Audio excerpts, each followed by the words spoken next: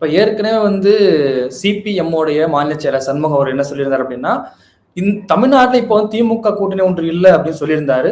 குறிப்பா இப்ப சிபிஐ உடைய மாநில செயலரான வீரபாண்டி அவர்கள் என்ன சொல்லியிருக்காரு அப்படின்னா, இன்று இருக்கிற சூழல திமுக கூட்டணியில இடம்பெற இயலாது அப்படின்னு சொல்லியிருக்காரு. இப்ப சிபிஎம் சிபிஐ 2 கட்சிகளும் திமுக கூட்டணியிலிருந்து வெளியே வந்துட்டாங்களா?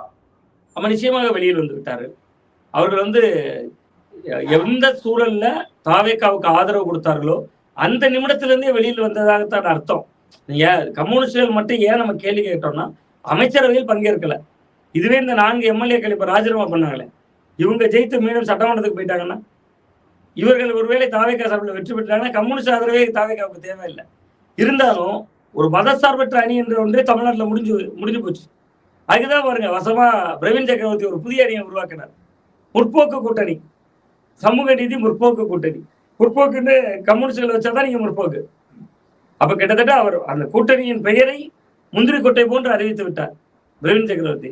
பட் இப்படித்தான் ஒரு கூட்டணி வரப்போகிறது என்பதற்கான செல் திசை அதுன்னு பாக்குறேன்.